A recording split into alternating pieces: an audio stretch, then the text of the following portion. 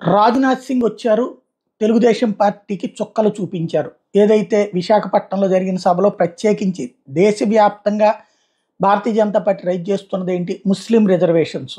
దాన్నే Congress party total రిజర్వేషన్లు ఎత్తేస్తారన్న రూపంలోకి తీసుకెళ్లాలనుకుంటుంది గానీ, భారతీయ జనతా పార్టీ అయితే మతపరమైన రిజర్వేషన్లు ఆంధ్రప్రదేశ్‌లో ప్రయోగాత్మకంగా ప్రారంభించారు. దాన్ని విభజిత రాష్ట్రంలో తెలంగాణ, ఆంధ్రాల్లో కూడా అదుంది. ఇప్పుడు కర్ణాటకలో అది సాగుతా ఉంది. కాబట్టి ఆ ఈ ముస్లిం రిజర్వేషన్లు అంటే బీసీఈలో 4% రిజర్వేషన్లు ఆ మధ్యన సుప్రీంకోర్టు ఇచ్చిన తీర్పు ఏంటంటే రాజ్యాంగ ధర్మాసనంలో దాన్ని విచారణ జరపాలని చెప్పి రాజ్యాంగ ధర్మాసనం విచారణను స్వీకరిస్తూ అప్పటిదాకా 50% ముస్లింలకు కూడా ఇచ్చుకున్నా అది కుల ప్రాతిపదికన ఇచ్చుకుంటే అభ్యంతరం లేదని చెప్పింది.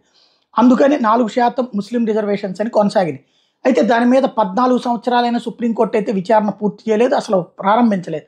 ఈ నేపథ్యాన్ని అడ్డుపెట్టుకునే కాంగ్రెస్ పాలిత రాష్ట్రాలు లేకపోతే బీజేపీ ఏతర పాలిత రాష్ట్రాల్లో ముస్లిం రిజర్వేషన్లని ఆంధ్రాని బేస్ చేసుకుని తీసుకెళ్తున్నారు. అది ఇప్పుడు ఆపే ప్రక్రియ అంటూ ఓ పక్కన బీజేపీ ఎన్నికల ఎజెండాగా తీసుకుంటే ఆ విషయం మీద ఆవేదన చెందుతున్నటువంటి తెలుగుదేశం పార్టీ దాన్ని డౌన్ ప్లే చేయడం వాళ్ళ మీడియా ద్వారా చేస్తుంది. కానీ వీళ్ళు మాట్లాడుతున్నటువంటిది అయితే వైఎస్ఆర్ కాంగ్రెస్ పార్టీ వైరల్ చేస్తున్నారు. ఇప్పుడు పీయూష్ గోయల్ తాజాగా చంద్రబాబు నాయుడిని కలిశారు. పీయూష్ గోయల్కి ఆ విషయాన్ని చంద్రబాబు చెప్పారన్నటువంటిది ప్రధానంగా వినబడుతుంది. అయితే బీజేపీ తన స్టాండ్ మార్చుకోవడానికి ముస్లిం రిజర్వేషన్ల విషయంలో సిద్ధంగా లేదన్నటువంటిది కూడా ఇక్కడ తేలిపోతుంది.